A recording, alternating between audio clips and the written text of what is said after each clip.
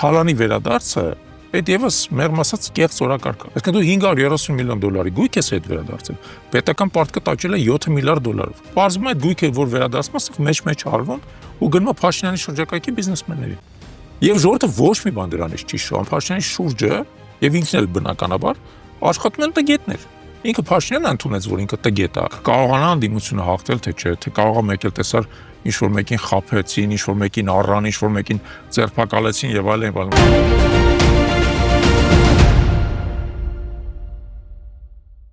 Բարև ձեզ, հարգելի հետևորդներ, այսօր Պանորամա հարցազրույցների տաղավարում հյուրընկալել ենք Հայաքվե միավորման համակարգող Ավետիք Չալաբյանին։ Բարև ձեզ, պարոն Չալաբյան։ Շնորհակալություն մեր հրավերն ընդունելու համար։ Ինչքան էլ քաղաքական դաշտում պնդեն փորձագետները, որ Գյումրու ընտրությունները չեն նախանշում համապետական ընտրությունները, բայց ըստ էության այն լակմուսի թուղթ էր առաջիկա ընտրություններին։ Հայաքվեն դիտորդական առաքելություն է արել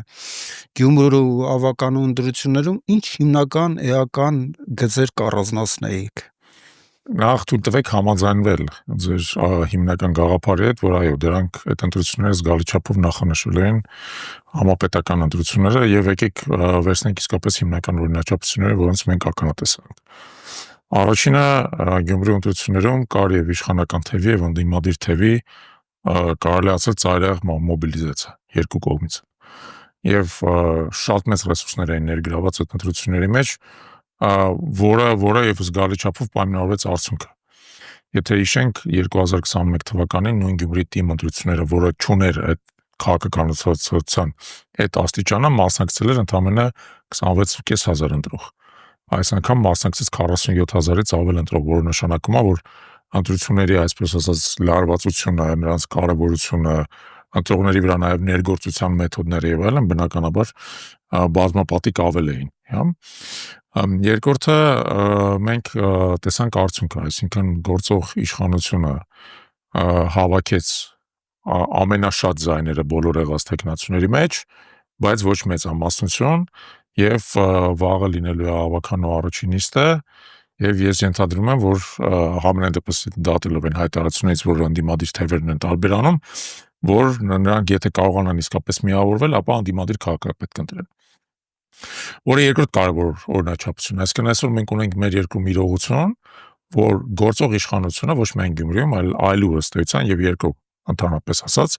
գուցե շարունակում է մնալ առաջատար քաղաքական ուժ, բայց նա այլևս չունի մեծամասնություն եւ մնացած բոլոր ընդդիմադիր ուժերը միասին վերցրած, եթե մասնակցում են ընտրություններին, ապա կարող են գործող իշխանությանը հաղթել։ Իհարկե դրանից հետո առաջանում է երկրորդ բարդ խնդիրը,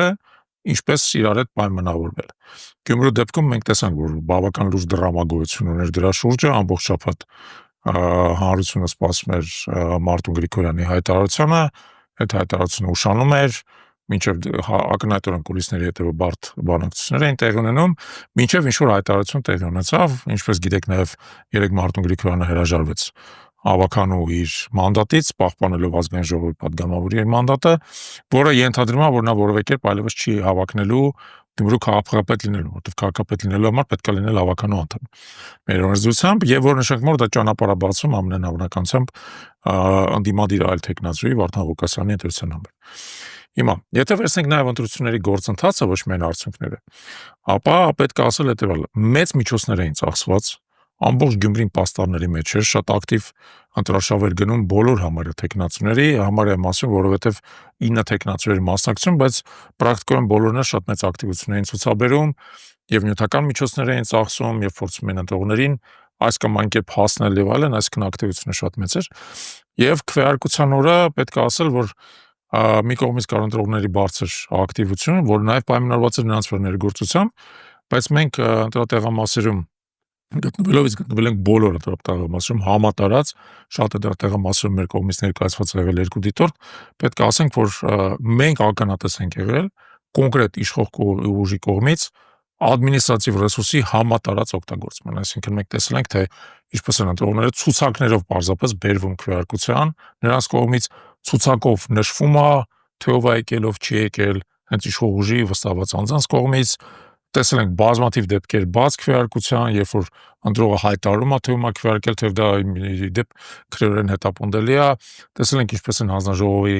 նախագահները միջամտում քվեարկության եւ այլն, այսինքն այդ իմաստով կար շատ լուրջ ներգործություն իշխող ուժի կողմից եւ իդեպ պատահական չի, որ դրա արդյունքում իրենք հավաքել են 17,000 ձայն, թեև նախորդ ընտրություններին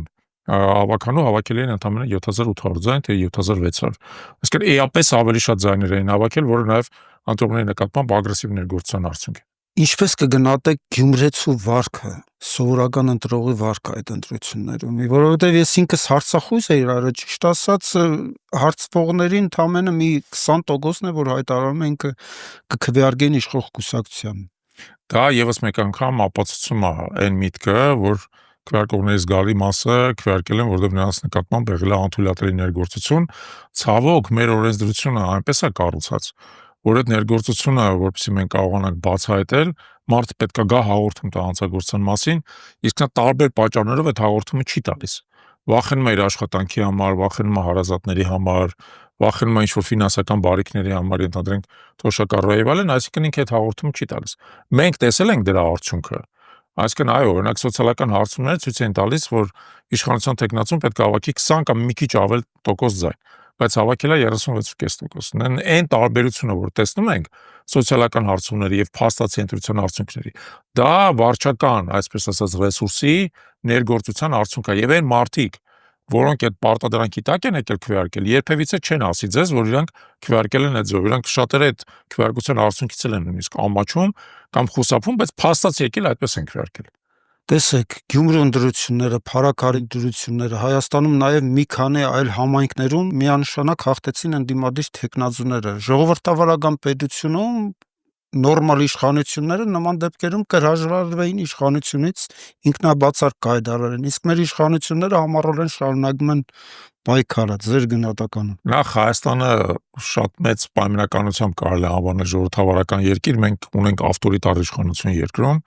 որը իշխանազավթել է ամեն ինչ, ինչ որ հնարավոր է, ազգային ժողով, նախագահի ինստիտուտը, սահմանադրական դատարանը, բարձրագույն դատական խորհուրդը, դատախազություն եւ այլ ինչ հնարավոր է զավթել է։ Ամենուրեք նույն քաղաքական ուժի ներկայացուցիչներն են, ուստի ժողովրդավարական նրանց անվանել նույնիսկ մեծ վերապահումով շատ դժվար է։ Իդեպ միջազգային տարբեր կազմակերպություններ, որոնք փորձում են ժողովրդավարության գնահատականներ տան, Հայաստանը չեն համարում ժողովրդավարական երկիր։ Նրանք համարում են մասնակի ժողովրդավարական երկիր։ Եվ իրականում, եթե մենք ներսից ենք նայում, սա իրականում ավտորիտար երկիր է, դիկտատուրա չի բացարձակ իմաստով, բայց ավտորիտար իշխանություն է։ Եվ այդ ավտորիտար իշխանությունը բնականաբար փորձել է իրան վերարտադրել։ Նույնիսկ Գյումրիում եւ մանավանդ Փարաքարում կրած ձախողումից իմիջած Գյումրիի եւ Փարաքարեական տարբերությունն է, որովհետեւ Փարաքարում ի վերջո անդիմադիր տեխնացուն միարժեք հաղթել է, միարժեք 50% ձայն հավաքել։ Եթե Գյումրիում իրանք նույնիսկ կարող են պնդել, որ ԿՊ տեխնացուն առաջի տեղում է, թեև չի հաղթել։ Փարաքարում դա էլ չկա, անդիմադիր տեխնացուն ընդամենը ներողություն, իշխանության տեխնացուն ընդամենը 32% հավաքել։ Հիմա դրանից հետո, ասենք, իսկապես ձեր ասած ժողովրդավարական երկրներում, եվրոպական երկրներում, եթե տեղական իշխանության մարմիններում գործող իշխանությունը այդպիսի արդյունք արձանագրեր, կգնար նոր ընտրությունների։ Ինչու մենք տեսել ենք, ինչպես Ֆրանսիայում տեսակ նոր ընտրություններ տեղի ունեցավ, որովհետև Եվրոպարլամենտի ընտրություններում գործող իշխանությունը շատ մեղմ ասած համեստ արդյունքներ արձանագրեց, հա, տեսանք դա։ Գերմանիայում տեղի ունեցան ընտրություններ, գործող իշխանությունը պարտվեց նոր իշխանություն հիմա ձևավորվելու եւ այլն։ Բայց մեր դեպքում դա իրատեսական չի, ես չեմ կարծում, որ Փաշինյանը կգնա արտահերթ ընտրությունների, թեև անկեղծ ասած ինքը արտահերթ ընտրությունների ամենամեծ շահառն է, որովհետև այս բան եթե նա գնա արտահերթ ընտրությունների եւ կարողանա կրկնել այն ինչ որ Գյումրիում է, դա գուցե նրա համար ամենաբարենպաստ սցենարը կլինի։ Այսինքն առաջի տեղ գալ, չհաղթել, բայց առաջի տեղ գալ եւ փորձել ընդդիմությանը մանիպուլյացիայի միջոցով, նաեւ այսպես ասած կեղծ ընդդիմադիրներ ազգային ժողով քաշ տալու, մտցնելու միջոցով այն ինչ որ հաջողվեց Երևանում, օրինակ փորձել իշխանությունը պահել։ Իդեպ ասեմ ձեզ, տեսեք, այն ինչ որ հաջողվեց Երևանում 23 թվականին, նրանք նույն արդյունքն են արձանագրել, չէ՞, ինչ որ Գյումրիում 32% հավաքել գործող իշխանությունը, բայց կեղծ ընդդիմադիրների միջոցով, ձայներ առնելու միջոցով, մարդկանց ըստ էության պարտադրելու միջոցով կեղծ ընտրություն եւ այլն, Այսինքն այն օրինակ խմբակցությանը հանրային ձայնին կարծում, որը անդիմադիր օրակարգով էր գնում, բայց փաստացի դարել է իշխանության կցորդը հիմա, նրանք կարողացան պահպանել իշխանությունը Երևանի հավաքանին։ Հիմա եթե գնային արտահերթի, նույնը փորձելու են անել Հայաստանում։ Բայց ես կարծում եմ, որ արտահերթի չեն գնա տարբեր պատճառներով, ուստի ընտրությունները ամենայն հավանականությամբ տեղի կունենան հաջորդ տարի, թե կոնկրետ երբ մի քիչ դժվար ասել, բայց հաջորդ տարի, եւ դա նաեւ շանս է հանդիմության համար էլ ավելի լավ պատրաստվել այդ ընտրություններին։ Տեսեք, Նիկոլ Փաշինյանը Գյումրու ընտրություններին մտավ նորից իր հին խաղաքարտով թալանը հետ բերելու Յաշիկ առ Յաշիկ, Բրաբուս առ Բրաբուս եւ արդյունքում պատվեց, բայց այսօր նորից ազգային ժողովում 2024 թվականի գործունեության կառավարության ծրագիրը ներկայացնելուց շեշտը դրեց առաջի նախադասությունը, հենց սկսեց թալանը հետ վերադարձնելու մասին խոսելուց, թե իբր բյուջեն 4 միլիարդով ավելացել է, դա ոչ այլ ինչ է, եթե ոչ թալանը հետ բերել։ Ինչ է կարծում, կաշխատի կամ այդ համառությունը որտեղից։ Համառությունը պարզ բացատրություն ունի, ուրիշ որևէ բան չունի ներկայացնելու։ Նախ ուրիշ ոչ մի բան չունի ներկայացնելու, որովհետև համատարած ձախողումների իշխանություն է այս իշխանությունը, բնականաբար Արցախի կամ արտաքին քաղաքականության անվտանգության մասին խոսել նույնիսկ իմաստ չունի, ձախողումները ակնառու են, բայց նաև ես հավելեմ, որ ներքին քաղաքականության մեջ էլ են ձախողումներ շատ ակնհայտ, որովհետև տեսեք, Փաշինյանի իշխանության տարիներին մեր համախառն ազգային արդյունքը նոմինալ արժեքով իսկապես կրկնապատկվել է, բյուջեն իսկապես կրկնապատկվել է նոմինալ արժեքով, բայց արդյոք դա բերել է բարեկեցության աճի։ Փաստացի չի բերել, որտեղ աղքատությունը չի կրճատվել, գործազրկությունը Հայաստանում այս ընթացքում չի կրճատվել, արտագաղթը չի կրճատվել, ծնելիությունը ընկնում է Հայաստանում, եթե մի քանի տարի պահվում էր, անցյալ տարի ծնելիությունը սկսեց անկում ապրել, մարդկանց ներքին վստահությունը Հայաստանի հետ կապված տարի տարվա վրա նվազում է։ Մի հատ պարզ փաստ ասեմ ընդամենը, վիճակագրական կոմիտեն մարտի 25-ին հրապարակել է տարվա առաջի 2 ամիսների սոցիալ-տնտեսական իրավիճակը։ Ուրեմն մենք ունենք արդյունաբերության նվազում 22%-ով, այդ 2 ամիսներին նախորդ տարվա համապատասխան 2 ամիսներին, եւ արտահանման նվազում 3 անգամ։ 3 անգամ, եթե ուրիշ երկրում տեղի ունենար արտահանման նվազում 3 անգամ, ամբողջ էկոնոմիկան կփլվեր ուղղակի։ Հայաստանում ոնց որ էկոնոմիկան չի փլվել դեռ։ Հարց առաջանում, խոսքը ինչի մասին է այդ դեպքում, բա ոնց է արտանում եք նվազել 3 անգամ, բայց էկոնոմիկան չի փլվել։ Պարզվում է շատ պարզ, որտեղ Ռուսաստանից անցյալ տարի այդ նույն ժամանակաշրջանում եկել է մեծ քանակությամբ հում ոսկի եւ հում ադամանտ, հա, հումք։ Եկել է մտել է Հայաստան, նույնիսկ չի վերամշակվել։ Ուղղակի վրան կնիք է խփվել ու գնացել է, ասենք, այլ երկրներ, Արաբական Միացյալ Էմիրություններ, Սաուդյան Արաբիա, Սինգապուր եւ այլն։ Եվ դա ցույց է տրվել, որպես տնտեսության աճ, որպես արտահանման աճ եւ այլն։ Հիմա դա վերացել է, եւ այդ ամեն ինչը նույն ձևի անկումային կտրուկ նվազել է, հա։ Դա ցույց է տալի, որ մասնավորապես Փաշինյանը ընդհանրապես որևէ տնտեսական քաղաքականություն չունի, ընդհանրապես։ Եթե վերցնեք Փաշինյանի տնտեսական քաղաքականություն իրականացնողներին, օրինակ էկոնոմիկայի նախարարին եւ այլն, դուք կհասկանաք, որ այնտեղ ուղղակի կներեք այդ արտահայտության համար ուղղակի գաճաճներ են, որոնք էկոնոմիկայից պատկերացում չունեն, որոնք էկոնոմիկայի հետ կապված որևէ միտք չունեն, նախաձեռնություն չունեն, որևէ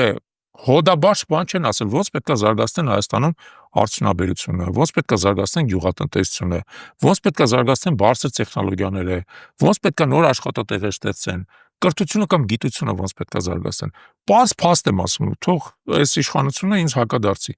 Աշխարհի 1000 լավագույն բուհերում չկա գետ 1 հայկական բուհ։ Գետ 1 հայկական բուհ չկա։ Երբ որ գալիս է իշխանություն, խոսում ենք նրա մասին, որ բուհական կրթության մակարդակը պետք է բարձրացնենք, պետք է բուհերը ապաքաղաքականացնենք եւ այլն։ Ուր է ձեր բարձրացրած բուհերը։ Ուր է ձեր ապաքաղաքական բուհերը։ Բոլոր բուհերի գլխին նստած են ՔՊ-ի վարչության տարբեր անդամներ։ Ընդ որում մարդիկ, որոնք իրանք էլ նորմալ կրթություն չունեն։ Ասենք կհասկանայի, որ գիտության դոկտորներ լինեն, պրոֆեսորներ լինեն։ Մարդիկ են, որոնք իրանք նորմալ կրթություն չունեն։ Բայց ամեն մեկը նստած է մի որևէ կարևոր բուհի, Երևանի պետական համալսարանի, պոլիտեխնիկ համալսարանի, բժշկական համալսարանի հոգաբարձությունների խորհրդի նախագահ աշխատում այնտեղ։ Բնական է, որ բուհական կրթության մակարդակը այս ամբողջ ընթացքում անգնում է։ Ուզում ասեմ, Փաշինյանը ընդհանրապես բան չունի ներկայացնելու, դրա համար վերադառնում է իր հին երգին, թալանին։ Բայց ինքը թալանի վերադարձը, այդ եւս մեղմ ասած կեղծ օրակարգ է, ամենապարզ թվերը ասենք, այսօր ինքը Փաշինյանը այդ թվերը հնչեցրեց, ասաց ես իմ իշխանության 7 տարիների ընթացքում $530 միլիոն հետ եմ վերադարձրել պետական բյուջե։ գույքի տեսքով, հա։ Հիմա որ մտածում ես, ասում ես 530 միլիոն դոլար, արտաքուստ մեծ թիվ է թվում, հա։ Բայց քննես, եկեք մի հատ համադրենք այդ թիվը, շատ է թե քիչ հասկանանք առաջինը։ Քիչ է, որովհետև այդ նույն 7 տարիների ընթացքում մեր պետական պարտքը աճել է 7 միլիարդ դոլարով։ Այսինքն դու 530 միլիոն դոլարի գույք ես հետ վերադարձել, պետական պարտքը աճել է 7 միլիարդ դոլարով։ Եկեք համադրենք, տեսնում եք մեկը մյուսից 14 անգամ շատ է։ Բայց եթե գույք ես վերադարձնում, ինչա պետական պարտքը այդքան աճում։ Նշանակում է գույքը իրական այդքան շատ չի։ Այդ մեկ։ Երկրորդ հարցը հետևյալն է։ Ենթադրենք գույք ես վերադարձել, ում ես վերադարձրել։ Ով է այդ վերադարձած գույքից շահել այս ընթացքում։ Մի հատ փողոցում մարդ գտի շարքային, ոչ թե քո կողքի բիզնեսմենները, որոնք ԿՊԻ-ի հիմնական հիմնադրամների ֆինանսավորողներն են, հա, եւ գնում են այդ գույքը ջրի գնով։ Մի հատ փողոցում մարդ գտի, որ ասում է ես այդ գույքի վերադարձից շահել եմ։ Վերցել են ինչ-որ մի հատ թալանչից բանը, ենթադրենք իր ավտոտնակը, տվել են ինձ։ Չէ, պարզվում է այդ գույքը, որ վերադարձում է, սա մեջ արվում ու գնում է Փաշինյանի շրջակայքի բիզնեսմեններին։ Եվ ժողովուրդը ոչ մի բան դրանից չի շահում, այսինքն ու պատահական չի միջեր, որ ժողովուրդը այլևս չի արձագանքում այդ թալանը հետ կբերեմ այդ խոստումներին, որովհետև ինքը սկսում է հասկանալ, որ այդ թալանը այն թալանը չէր, որի մասին խոսում էին, շատ ավելի քիչ էր։ Եվ երկրորդը դրա հետ բերել է իրան չեն հետ բերել։ Փաշինյանը ուղղակի այդ մի տեղից վերցնում է ուրիշ տեղ է դնում։ Սեփականության վերաբաշխում։ Տեղի ունենում է սեփականության վերաբաշխում սեփական կողմնակիցներին։ Իր ժողովուրդը ոնց որ անհաղորդ էր դրան, έτσι անհաղորդ է։ Ինչպես տնտեսական քաղաքականությունը, այնպես էլ սոցիալական քաղաքականությունն է ծախողված։ Հսկայական բյուջեի, հսկայական մաս սոցիալական ոլորտին է գնում քաղաքականությանը, սակայն հասարակության մեջ դժգոհների թիվը շատանում է, նույն գույքը հարկից, նույն մնացած վճարների ավելացումից, ձեր գնահատականը։ Տեսեք, էլի մեծ թեմա է, ընդհանրապես մի քանի օրինակների վրա խոսենք, էլի։ Մեր Հայաքվի օպերատորական խումբը այն օրը շատ հետաքրքիր մի տես դրվագ էր նկարահանել փողոցում։ Տարեց տիկինա, որը բողոքում է նրանից, որ Փաշինյանն իրան զրկել է Փարոսից։ Եվ իհարկե շատ կոպիտ խոսքերով անդրադառնում Փաշինյանին, բայց եթե հիմքին անդրադառնանք, ի՞նչ է տեղի ունեցել։ Տեղի ունեցել են, որ քանի որ այդ տիկինը ունի բնակարան Երևանի կենտրոն վարչական շրջանում, Փարոսի այդ այսպես ասած բալային գնահատման համակարգը ավտոմատ համարել է, որ ինքը այլևս չպետք է Փարոսի համապատասխան նպաստանը։ Թեև տիկինը թոշակառու է, հաշմանդամ է, միայնակ է եւ այլն եւ այլն։ Այսինքն ինքը համակարգը սխալ է կառուցված։ Նա վերցնում է ինչ-որ գործոններ եւ այդ գործոնների կշիռը այնքան մեծ է համարում, որ մնացած գործոնները ըստ էության անտեսում է, որ տիկինը իրականում կարիք ունի դրա։ Դրա համար տիկինը ահա որ զայրացած է եւ իր այսպես ասած ցասումն արտահայտում Փաշինյանին եւ այլն։ Այդ ամենը նրանից է, որ Փաշինյանի շուրջը եւ ինքն էլ բնականաբար աշխատում են տգետներ։ Ինքը Փաշինյանը ընդունեց, որ ինքը տգետ է, եւ մենք դե վաղուց էինք պնդում, որ դու տգետ ես, վերջապես ընդունեց։ Բայց իր շուրջը, տգետի շուրջը չեն կարող գիտուններ լինել։ Տգետի շուրջը տգետներ են, մարդիկ են, որոնք ունեն շատ սահմանափակ կարողություններ եւ կոմպետենցիաներ, եւ ամեն ինչ անում են կասնային։ Այսինքն այդ Փարոսի օրինակը ցույց է տալի, որ փոխանակ դու համադրես բազմաթիվ գործոններ եւ ամեն առանձին վերցնես մարդու իրավիճակը հասկանաս մինչեւ վերջ եւ համապատասխան որոշում ընդունես։ Դու վերցնես մի գործոնին, տալիս ես հավելյալ կշիռ եւ մարդուն զրկում ես Փարոսից։ Բազմաթիվ են օրինակները, երբ որ մարդկանց օրինակ հաշմանդամության աշճանն են փորձում պակասացնել, որովհետեւ նրանց նպաստները նվազեցնեն։ Կամ գույքահարկի այս ավելացումները, քան որ համատարած են, հա, բոլորի նկատմամբ են կիրառվում։ Բայց օրինակ ասում եմ, եթե դու Երևանի կենտրոնում ունես բնակարան, դու կամ պետքա բարձր գույքահարկ վճարես, կամ բնակարանը հանձնի վարձով գնա այժմ բնակարանում ապրի։ Թվում է, որ դրա մեջ տրամաբանություն կա, բայց իրականում այդ տրամաբանությունը սխալ է այն մարդկանց հետ կապված, որոնք այդ բնակարանը իսկապես ունեն, ենթադրենք դա ժառանգել են, ենթադրենք նախկինում ունեցել են այդ եկամուտը, որը հնարավորություն է տվել իրանց այդ բնակարանը ձեռք բերել, նախկինում։ Հա, հիմա այդ եկամուտը չունեն, ամենապարզ բանը թոշակառն է։ Նախկինում ունեցել է այդ եկամուտը, այդ բնակարանը ձեռք բերել, հիմա թոշակիր է, մի քանի անգամ ավելի ցածր եկամուտով իրան ապավում, քան թե նախկինում ունեցել։ Մենք ո՞նց պետք է գույքահարկը վճարի։ Որը նշանակում է, որ եթե դու այդ գույքահարկի տրամաբանությունը ներմուծում ես, դու պետք է ունենաս տարբերակված մոտեցում։ Դու պետք է այն մարդուն, որը ունի մեծ եկամուտ, նրանից գույքահարկը կարող է ստանալ։ Այն մարդը, որ եկամուտը չունի, իրան պետք է արտոնություն տաս։ Նույնը տրանսպորտն է, նույնը հայտարարագրումն է եւ այլն, ամեն ինչ արվում է համատարած, կասնային, առանց գիտակցելու սոցիալական հետևանքները։ Դրա համար մենք ունենք այս կարգի դժգոհությունը եւ բողոք հասարակության մեջ այսօր։ Տեսեք, ձեր ասած կառավարության նեստում վերջերս ընդունվեց ծրագիր խոշոր եղջերավոր անասունների գլխաքանակի ավելացման։ Նույն ինքը Նիկոլ Փաշինյանը հայտարարեց, որ ծրագիրը ձախողված է, բայց նորից ընդունեց նույն ծրագիրը ավելի շատ ֆինանսավորելու միտում։ Ինչ է սա նշանակում։ Չի գիտակցում, որ ընդհանրապես կադրային բազա չունի, կոմպետենտ նախարարներ չունի ու շարունակում է նույն քայլը, ուր ենք գնում։ Հետ էլ եկեք հիշենք էլի, որ գյուղատնտեսության նախարարությունը նույն Փաշինյանի թեթև ձեռամբ ժամանակին ըստ էության վերացվեց։ Թեև բազմից սա ասվել, մասնապես նաև մեր կողմից ասվել, որ էկոնոմիկայի նախարարությունը, գյուղատնտեսության նախարարությունը չի կարելի իրար միավորել, որովհետև էկոնոմիկայի նախարարությունը մակրոտնտեսական տրամաբանությամբ է գործում, ընդհանուր էկոնոմիկա։ Գյուղատնտեսության նախարարությունը ճյուղային տրամաբանությամբ է գործում։ Երբ որ դու այդ երկուսը միավորում ես, գյուղատնտեսության նախարարությունը դառնալ է էկոնոմիկայի նախարարության 1/10 մասը լավագույն դեպքում։ Այնտեղ մասնագետներ չեն մնալու, ճյուղային ավելի տենց խորացված աշխատանք չի կատարվելու, արդյունքում Հայաստանում գյուղատնտեսությունը գտնվում է բարձի թողի վիճակում արդեն մի քանի տարի է, գյուղատնտեսության մեջ աճ չկա, խնդիրները շարունակում են կուտակվել, լուծումները ակնհայտ չեն եւ ցենց գալիս են ինչ-որ ծրագրեր, որոնց վրա մեծ քանակությամբ պետական միջոցներ ծախսվում, բայց դրանց հատույցը, դրանց արդյունքը ընդհանրապես գոյություն չունի։ Եթե շատ բարձ բան է, ասենք խոշոր եղջերավոր անասունների մասին ենք խոսում, տեսել եք, չէ՞ տավարի մսի գինը թանկացել է այս ընթացքում։ Ասենք խոզինը չէ, բայց տավարի մսի գինը թանկացել է, ինչա թանկանում։ Պատճառներ կան, ուրեմն նշանակում է, որ ընդհանուր միջավայրը բարենպաստ չի խոշոր եղջերավոր անասունների աճեցման համար։ Եվ դու դրա մեջ կարաս անդադ փող լցնես, ասենք ենթադրենք բաներ, նոր սորտեր բերես եւ այլն, բայց եթե ընդհանուր միջավայրը բարենպաստ չի, արտավարերի պակաս կա, ենթադրենք խոտի պակաս կա, աշխատուժը թանկա կամ չի ուզում այդ միջավայրում աշխատի եւ այլն, ինչ ուզում ես արա, մեկ արդյունք չես ունենա։ Ու դրա բազմաթիվ են օրինակները, երբ որ այս ոչ կոմպետենտ իշխանությունը մեր բոլորիս հարկատուն այս փողերը ուղղում է տարբեր նպատակների, որոնք վերջում տեսնում ես, որ ընդհանրապես ոչ մի արդյունք չկա, օրինակ անիֆի մասին էլ ով ասես չի խոսացել, չէ՞։ Ու ինքը Փաշինյանը ընդունել է, որ ասենք հսկայական միջոցներ են դրվել հայկական ավիաընկերության մեջ, որը սնանկացել է։ Բավոր սնանկացել է, ինչի՞ եք այդ միջոցները դնում։ Ինչի՞ եք այդ միջոցները դնում։ Ինչի՞ չեք փորձում հաշվարկել ի սկզբանե այն շուկայական իրականությունը, որը հետո ձևավորվեց։ Եվ դες օրինակներ շատ կարելի է բերել։ Արցախից բռնագաղթված մեր հայրենակիցները դարձել են մեր Հայաստանի Հանրապետության ժողովրդի անքակտելի մասը եւ մարմնավորում են ժողովրդի սովորական քաղաքացու հիմնական սոցիալական եւ իրավունքի այն բոլոր խնդիրները, որոնք կան այսօր։ Ինչպես կգնահատեք Արցախի մեր հայրենակիցների ակտիվացումը բողոքի ակցիաները այսօր են։ Նախ իրանք մարմնավորում են այդ խնդիրները, բայց շատ ավելի սրված տեսքով, որովհետև ակնհայտորեն մարդիկ անտուն են մնացել, հա, եւ ոչ միայն անտուն են, իրանք ամբողջ, այսպես ասած, կյանքը, որում իրանք ապրել են տասնամյակներով եւ հարյուրամյակներով, այդ կյանքի միջավայրը, կենսակերպը խզվել է։ Պետք է գիտակցենք, որ փառք Աստծո, ասենք դուք կամ ես, մենք ապրում ենք մեր տներում, մեր քաղաքներում, մեր բնական միջավայրում, իսկ իրանք ոչ, հա։ Եվ բնականաբար բոլորից հատուկ հոգացության կարիք ունեն, այդ իմաստով խիստ դատապարտելի է